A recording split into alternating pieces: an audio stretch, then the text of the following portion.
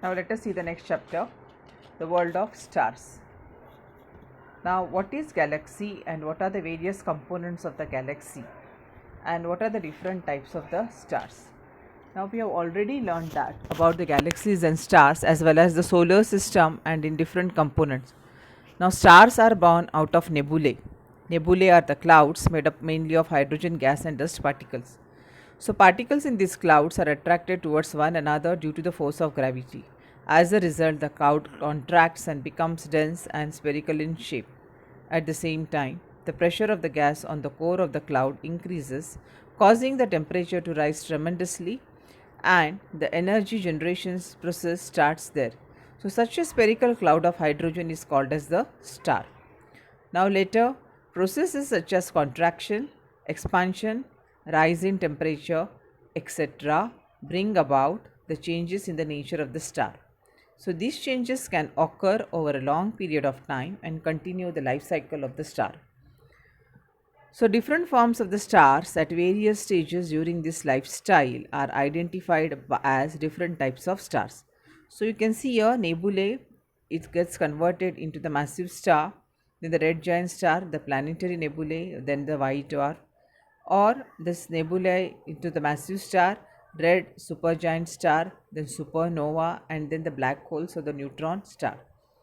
So, our solar system, this is the tiny part of the galaxy called the Milky Way, which is many times larger than the solar system.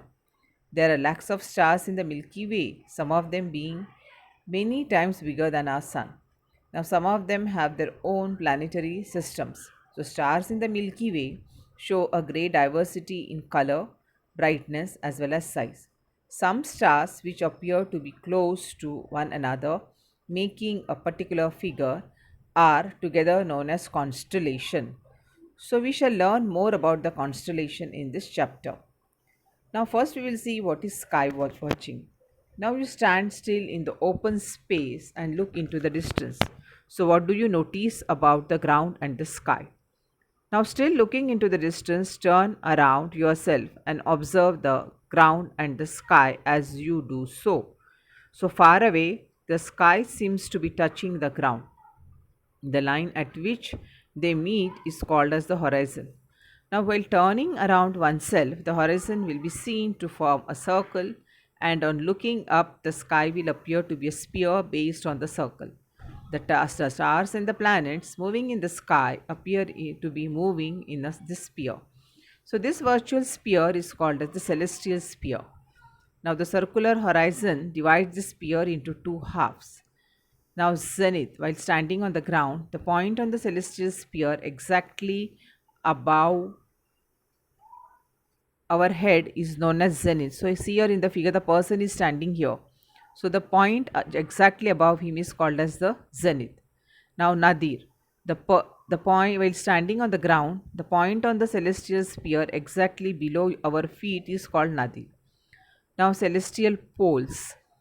If we extend the axis of rotation of the earth in the north and the south direction, it will penetrate the celestial sphere at points called celestial north pole and the celestial south pole respectively. Now, this meridian, it is defined as the great circle which passes through both the celestial poles, and the observer's zenith and nadir is called as the meridian. So, you can see it is passing through the celestial poles as well as through the zenith and the nadir. Then, celestial equator. It is defined as uniformly expand Earth's equator in all direction indefinitely. It will penetrate the celestial sphere along a circle. So, this circle is known as the celestial equator. It is in the same plane as the Earth's equator. Then, elliptic.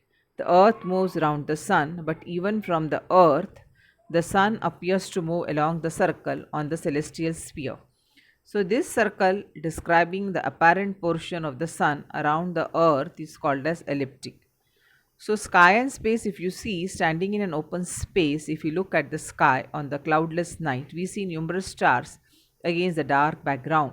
The portion of the Earth's atmosphere and the portion beyond that which can be seen in the form of a roof by our eyes while standing on the Earth is called as sky. And space is what? It is a continuous empty space between the spheres, that is, of the planets and the stars in the sky, is called as space. It may contain gas and dust particles. So, numerous star clusters are formed in the space.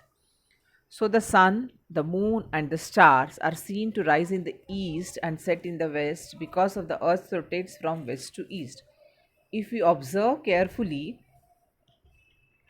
we will notice that the star rises 4 minutes earlier every day. That is, if the star rises at 8 p.m. tonight, it will rise 7:56 p.m. tomorrow. Against the background of the star, the sun and the moon appear to move from the west to east. The sun moving through 1 degree every day and the moon through 12 to 13 degrees. So this happens due to the motion of the earth around the sun sun and that of the moon around the earth. So always remember that the place for sky watching should be away from the city. As far as possible, it should be a new moon light. Then binoculars or telescope should be used for sky watching. Identifying the pole star in the north makes the sky watch easier. Hence, the pole star should be used as a reference point for sky watching. As the stars in the west set early, sky watching should be begin with the stars in the west. So in geographical maps, the east and west are shown to the right and left respectively in the sky map. So in sky map, north and south poles are towards the bottom and the top of the map respectively. This is because the sky map is to be held overhead.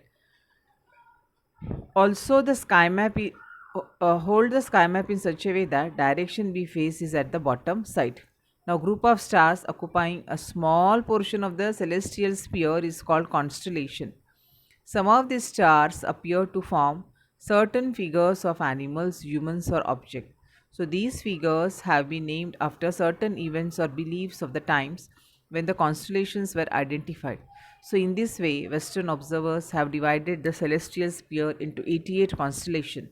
Similarly, ancient Western astronomers put forward the idea of 12 zodiac signs, whereas Indian astronomers suggested 27 nakshatras.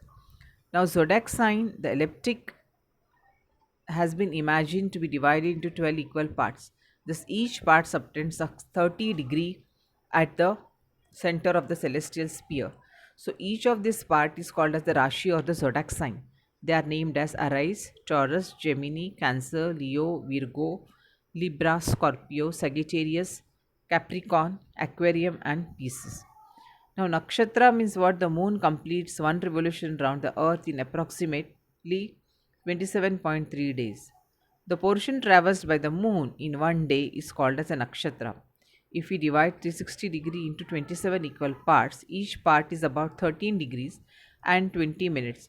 So, nakshatra is known from the brightest star that it contains, and this brightest star is called as the Yoga Tara.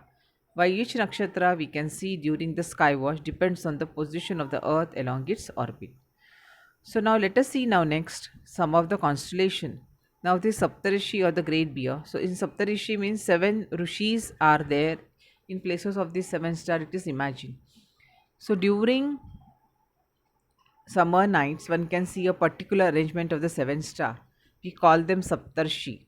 In the month of February, this constellation rises around 8 p.m. in the northeast. It is on the meridian in the month of April, and in the month of October, it sets around 8 p.m. As the name suggests, Saptarshi is the group of seven bright stars. It is the shape of the quadrangle with the tail made up of three stars. If this resembles the kite and can be easily recognized, we can extend one side of the quadrangle. It reaches the pole star or Polaris as shown in the figure. Now, different countries have different names for this constellation. In English, it is called Great Bear. Now, constellation of the Saptarshi and Sarmishta or Cassiopeia is used in full in locating pole star. Now, Sarmishta is made up of five bright stars this way, or Cassiopeia. As Sarmishta sets, Saptarshi rises. Thus, we can always use either one or the other as a reference point on any given night. Now, Mruga Nakshatra or Orion has a very bright stars. On winter nights, they can be easily identified. It has 8 stars, of which 4 are at the corners of the quadrangle. The line passing through the 3 middle stars of the constellation, when extended, meets the very bright star. This is Vyad or Sirius. During the month of December, Mruga Nakshatra rises at 8 pm on the eastern horizon. It is on the meridian during the February, and it is in June. It sets around 8 pm. Now, Vrukshik or the Scorpio is a constellation with 10 to 12 stars. Jeshta or Antares is the biggest among them. So, this constellation is below the equator in the sky of the southern hemisphere. In third week of April, it can be seen in the eastern sky a few hours after sunset. Now, the question arises, why is the pole star important? The pole star in the north makes the sky watch easier. Hence, the pole star should be used as a reference point for sky watch. Now, what is the relation between the pole star and constellation Saptarshi and Sarmishta? Saptarshi is the shape of the quadrangle with a tail made up of 3 stars resembling the kite. If we extend one side of the quadrangle, it reaches the pole star. So, constellation of Saptarshi and Sarmishta are useful in locating the pole star. Now, with the help of your friends, draw the big circle on the ground as shown in the figure. Ask 12 of your friends to start at equal distances along the circle, holding a play card. Now make one friend stand in sun at the center of the circle. Now move along the smaller circle around the sun, as if you are the earth facing the sun all the time. So what do you notice as you move along this circular orbit? Ask your students.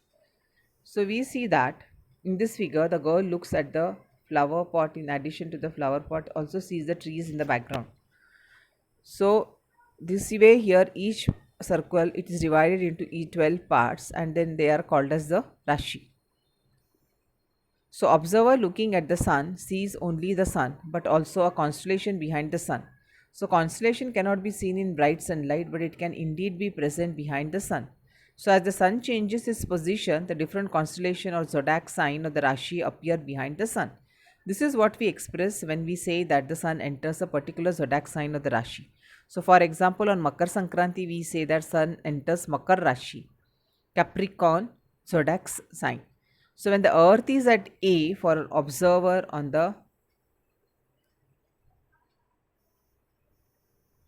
earth, the sun appears to be in the Scorpio zodiac sign.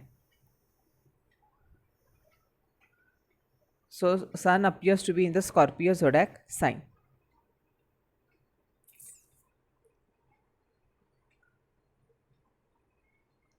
In reality, the sun does not move, but we perceive it as moving due to the motion of the earth around it. So this motion of the sun is called as the apparent motion, and the path is called as the apparent path. So the rising of the sun in the east and setting in the west is also an apparent motion. You might have heard some elders saying that the particular nakshatra is in the rising and now prevails. It means that at that time, if you look at the sun from the earth, that particular nakshatra is behind the sun and gives you an idea of position of the earth revolving the sun.